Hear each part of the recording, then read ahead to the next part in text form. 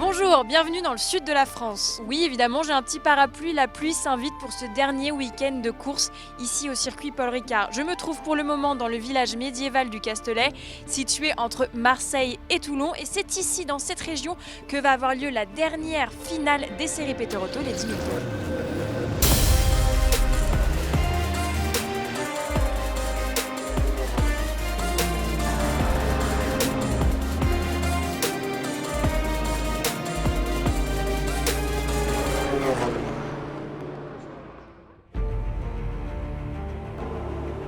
C'est au beau milieu des années 60 que Paul Ricard décide de construire un circuit automobile tout près du village du Castellet.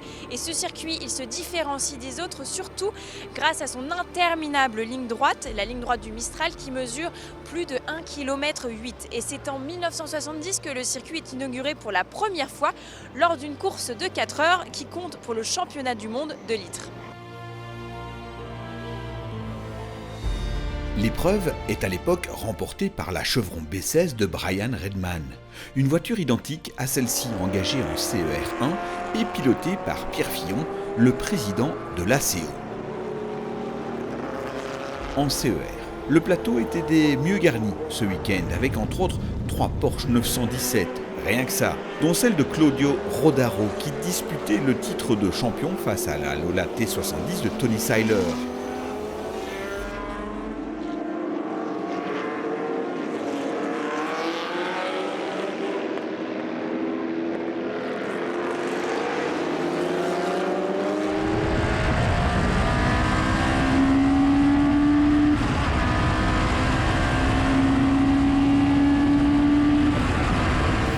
Et au terme de la dernière course d'une heure, c'est finalement Rodaro qui s'impose au championnat.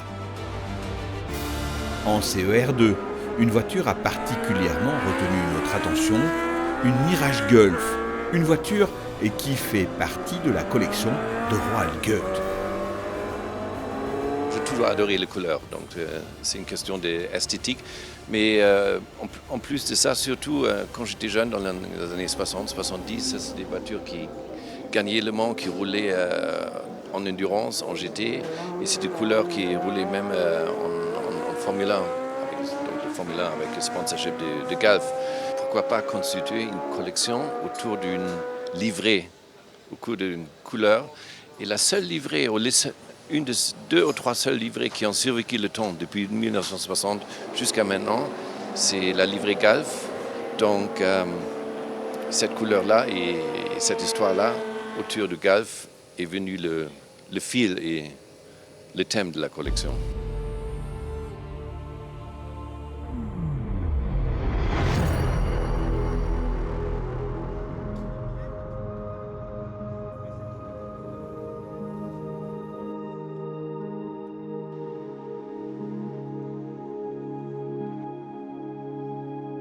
Ce week-end au Paul Ricard, il n'y avait pas que des voitures de course, il y avait aussi les voitures de club. Bonjour Anthony. Bonjour. Mon petit doigt me dit que vous êtes un fan de R8 Gordini. Ben oui, comme tu le vois, on est né dans ma Renault 8 à moi qui m'a appartenu à mon père et qui est dans ma famille depuis de nombreuses générations. J'ai remarqué un petit truc, qu'est-ce que c'est? Tu peux me montrer? Je suis un peu curieuse. Alors, regarde. C'est quoi ce truc? Qu'est-ce qu'il y a dessus? Attends, je vois pas. Ah, mais il y a plein de petites R8 Gordini, comment ça se fait? Ça date de quand ce truc? Ah, ça date des années 60, c'est les images de la Coupe Gordini. Excellent! J'adore. De 66 à 74, la Coupe Gordini est le tremplin pour les jeunes pilotes. Et ils sont nombreux à s'y être illustrés. Jabouille, Jarrier, Larousse, Medge sur des R8 pour ne citer qu'eux. Une bonne école de pilotage que cette formule monomarque. Et pour nous, une transition toute trouvée vers la 2 litres Cup qui consacre son champion au Castellet. Au départ, ils sont encore 3 à pouvoir briguer le titre, Sumter, Smith et Bryant et Stanley Cook.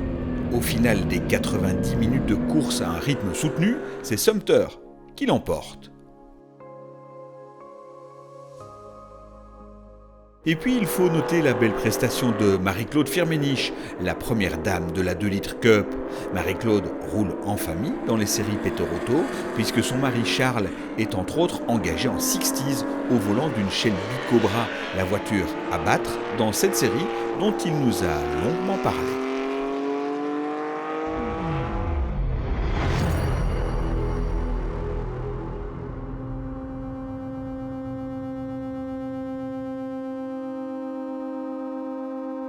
Cette voiture est une Cobra, une Shelby Cobra de 1964 et qui est une voiture que j'ai achetée un peu malgré moi en 2010, mais convaincu parce que c'était quand même, en la conduisant, quelque chose de formidable. Donc c'est une voiture qui a été créée et dessinée par Carroll Shelby. Il a toujours eu envie de créer sa propre voiture, donc il a trouvé un arrangement avec Ford d'un côté sur les moteurs, il a trouvé un arrangement avec AC, qui est un constructeur de roadster anglais, et ils ont marié, en fait, c'était la première fois que ça se faisait, un moteur V8 américain dans un roadster anglais.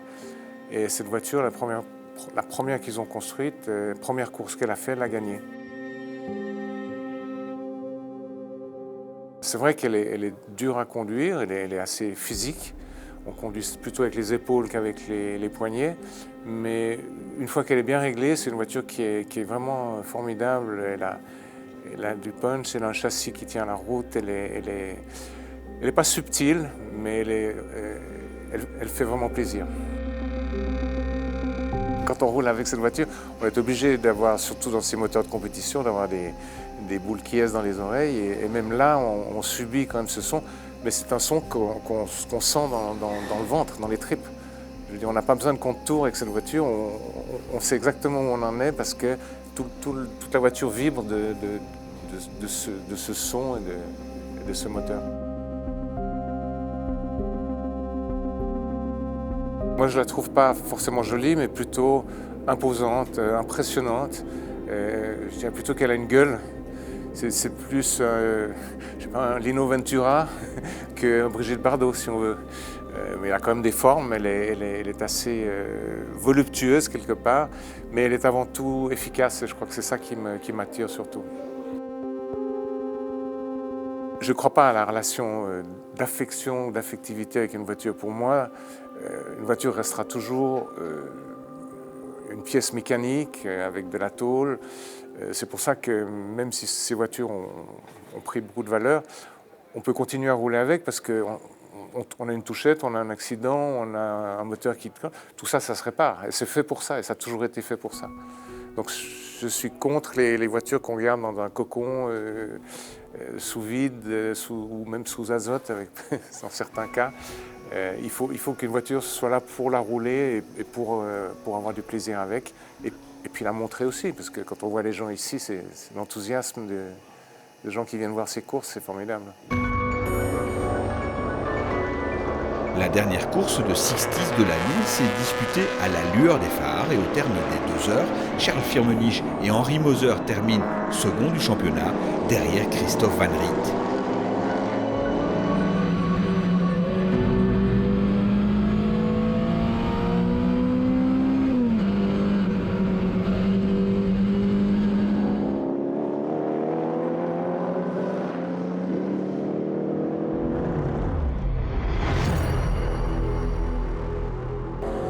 Saleen, Panos, Ferrari, Aston Martin, Porsche, TVR, Marcos, Lola.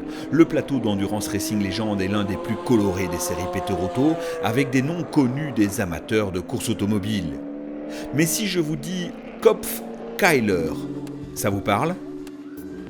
La Kopf-Kyler est une voiture qui est née en 1995 sur un châssis Chevron B71 qui a couru 1 an en IMSA avec Chevron, et le châssis a été vendu à Monsieur Kopf, qui est un émigré américain d'origine allemande, et qui l'a retransformé parce que lui-même fabriquait manufacturait des pièces mécaniques de précision.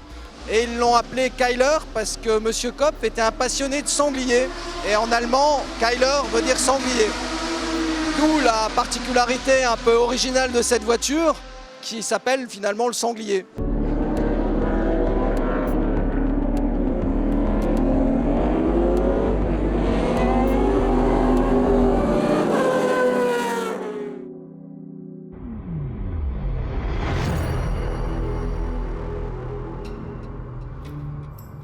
En groupe C également, il y avait au départ une voiture au nom bizarre, une Allmass. Alors la Allmass GLT 200 est une C2 extrêmement particulière puisque c'est une voiture qui a été conçue en 88 et qui a la particularité d'avoir un châssis carbone complet avec une crash box en carbone. Et c'est une voiture qui a été construite à un seul exemplaire. Et là, en fait, après 30 ans, c'est la première fois qu'elle revient sur la piste. En 88, il n'y a que Jaguar qui avait des châssis en carbone. Donc une écurie privée qui arrive avec une voiture qui a un look comme celui-là et une technologie, puisqu'il y a les échappements qui recrachent dans les diffuseurs. Il y a des choses qu'on retrouve ensuite, surtout on va dire les groupes C beaucoup plus tardives.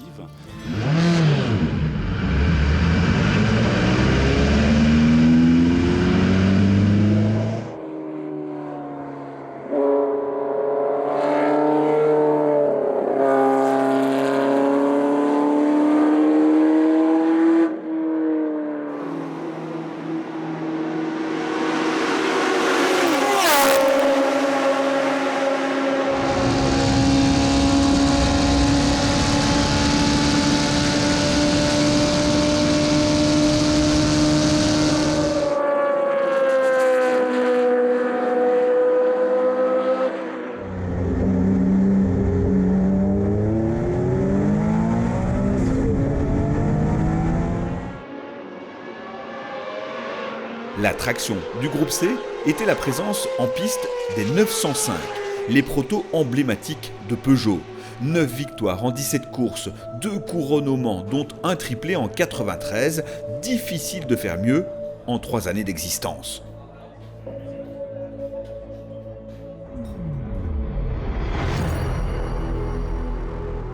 Bonjour Emery, vous êtes responsable au pôle compétition chez Peter Auto. Expliquez-nous ce qu'est le HTC. Alors le HTC, c'est le Heritage Touring Cup. Ça regroupe les voitures qui ont couru dans les courses de touring entre fin 60 et début des années 80, qui ont couru aussi bien dans les championnats anglais, championnats européens, même championnats du monde. Comment ça se déroule une course de HTC ? Alors une course HTC chez Peter Auto, c'est une course d'1 heure qu'on fait d'habitude le dimanche. 1 heure avec un arrêt obligatoire entre la 25e et la 35e minute, arrêt d'environ 2 minutes 30 je crois, où on change de pilote si l'équipage est composé de 2 pilotes. Dans ce plateau, on voit beaucoup de BMW et de Ford. Est-ce que vous avez envie d'ouvrir ce plateau à d'autres marques ?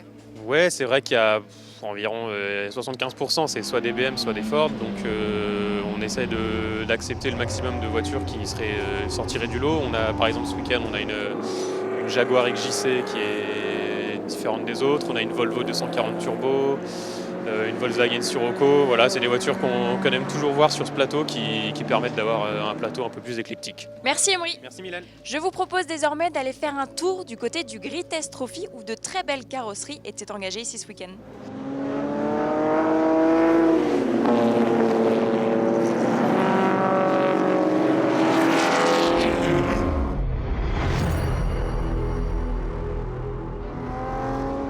De belles carrosseries, mais aussi des voitures de course très performantes. Telle cette AC Bristol qui a couru à 2 reprises aux 24 heures du Mans avec à la clé une 9e place en 1958, mais aussi une très rare Aston Martin DB4 Zagato.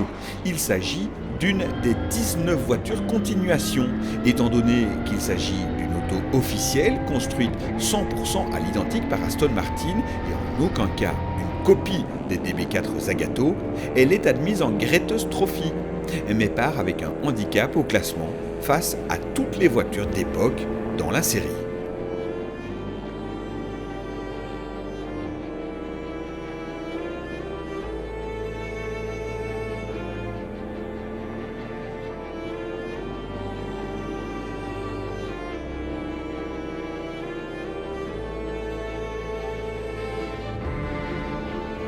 C'est ici sur le circuit Paul Ricard que s'achève cette saison 2019 Peter Auto. J'espère que vous avez été ravis de découvrir les coulisses de ces beaux événements en notre compagnie. Pour terminer cette émission, quoi de mieux que de m'entourer du staff Peter Auto pour vous donner rendez-vous l'année prochaine. Allez, à très bientôt!